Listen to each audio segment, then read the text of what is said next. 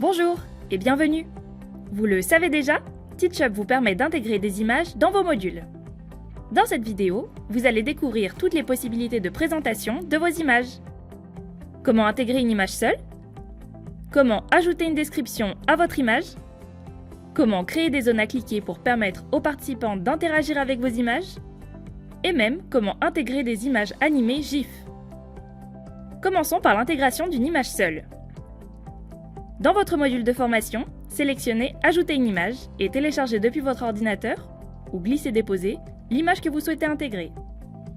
Il ne vous reste qu'à la nommer, et vous pouvez prévisualiser le rendu. Comme vous pouvez le voir, pas besoin de redimensionner votre image pour qu'elle s'adapte aux différents types d'écrans. Teachup s'en charge pour vous. Par exemple, sur un écran d'ordinateur, l'image se positionnera à droite et son titre à gauche. L'apprenant aura la possibilité de zoomer sur l'image pour mieux l'observer.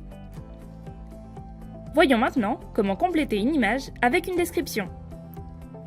Dès que votre image est intégrée, cliquez sur l'icône de la description en bas à gauche et rédigez ou copiez-coller le texte de votre description dans le champ qui s'ouvre. Si on prévisualise le rendu, on peut voir que votre description se positionne en bas à gauche de l'écran. Enfin, voyons comment créer des zones à cliquer. Les zones à cliquer aident à valoriser les éléments essentiels de vos images et permettent aux participants de les découvrir de manière interactive. Par exemple, sur cette image, je souhaite mettre en avant 3 ingrédients d'une recette de salade qui illustrent mon image. Je vais alors créer 3 zones à cliquer. Je commence par sélectionner la forme qui me convient, un rond ou un rectangle, puis je positionne la zone sur l'image. La zone à cliquer est composée d'un titre et d'une description. Je vais donc nommer ma zone, rédiger sa description et l'enregistrer. Je fais de même pour créer 2 autres zones.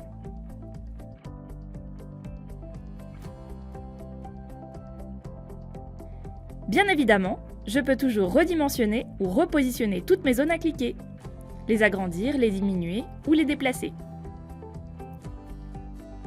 Si je souhaite, je peux ajouter une description générale à mon image. Et j'ai également la possibilité de définir l'ordre dans lequel les participants vont pouvoir naviguer entre les zones.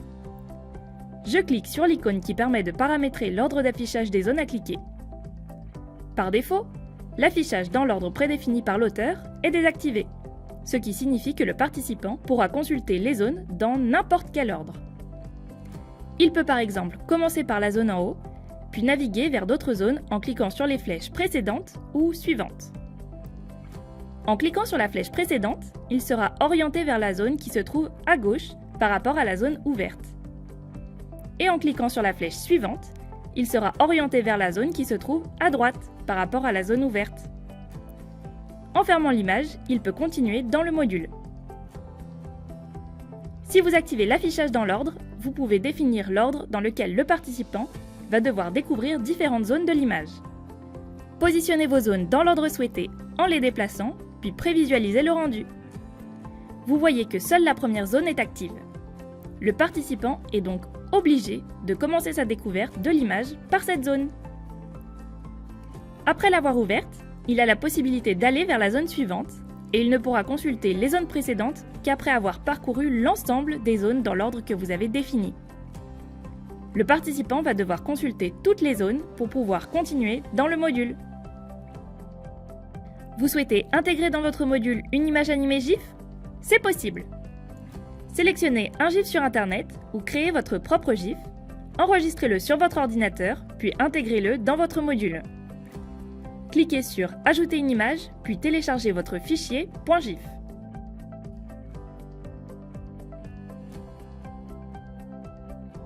Tout comme pour les images classiques, vous pouvez ajouter une description et des zones à cliquer pour compléter votre GIF animé.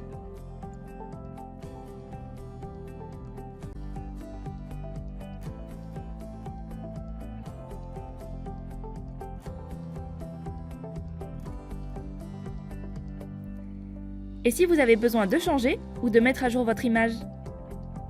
Teachup vous permet de remplacer très facilement chaque image de votre module par une autre image.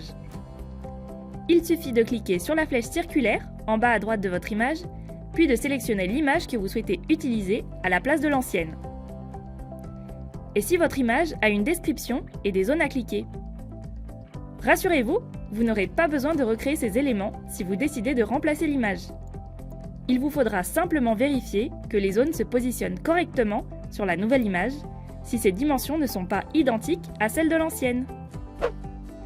Voilà, vous savez désormais comment intégrer des images classiques ou animées dans vos modules TeachUp, comment les compléter avec des descriptions et avec des zones à cliquer, ainsi que comment les mettre à jour.